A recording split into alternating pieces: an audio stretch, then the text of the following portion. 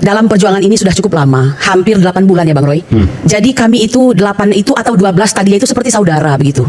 Mungkin saja kami berbeda agama, kami berbeda suku bangsa, tapi senasib dan sepenanggungan ini membuat kami bersama-sama dan bersatu. Saya tahu betul bahwa Bang Rismon itu siapa sih gitu. Seperti saya tahu betul Bang Roy itu siapa begitu. Ya, we are not guilty, ya. Nah, Ibu sampai sekarang meyakini sangat Ibu yakin, tidak salah. sangat yakin. 100% Ibu tidak salah. 100% yakin. Jadi kalau sampai tersangka saat ini ada yang salah dengan negara Itu menurut Ibu sangat keliru.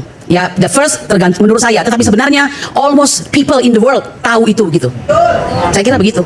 Dari mana Ibu bisa mengatakan bahwa Ibu tidak bersalah? Tidak ada mens rea, tidak ada strafbarhet, tidak ada aktus serius. Oke, dijelaskan. Mens rea, niat jahat. Saya tidak punya niat jahat. Oke. Saya adalah pengacara yang sedang bekerja. Ya, dan ingat, jangan lupa, di ijazah palsu ini kami sudah berjuang hampir 4 tahun.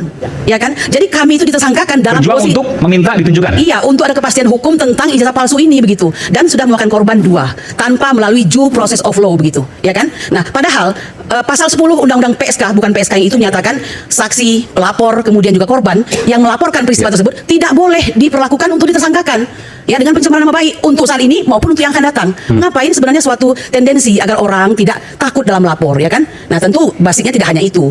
Meyakinkan dulu bahwa ini tidak salah begitu. Ketika menanyakan itu dianggap sebagai pencemaran, ketika bertanya dianggap fitnah, kita sedang berada di era apa? Ya kan? Dan lebih daripada itu saya pengacara dalam hal ini ya. Jadi saya dilindungi oleh undang-undang advokat. Saya berada di bawah Pradi. Dan hari ini menurut saya nggak fair. Mohon maaf saya katakan hari ini ya, untuk pertama kali ketua saya, di mana perlindungan kepada saya? Kalau seandainya merasa bahwa saya ada kelalaian, Ketua Pradi. ya, kalau saya merasa ada overacting misalnya ya, Ya. dalam pembelaan tentang apa namanya ijazah palsu ini begitu, harusnya panggil saya, ya. Lalu lakukanlah saya sebagaimana seorang anggota Pradi. Sidang etik. Sidang etik. Tidak apa-apa, pasti ada penjelasan dan data saya lengkap gitu. Tapi 2 itu dilanggar semua, ya kan? Nah, jadi ya apa boleh buat? Kita berada dalam kondisi ada orang yang sangat berkuasa, besar sekali kekuasaannya, bahkan disinyalir lebih berkuasa dari presiden-presiden yang lalu begitu, dan kekuasaannya itu masih terus menjangkau sampai dengan hari ini setelah dia tidak berkuasa lagi. Iya.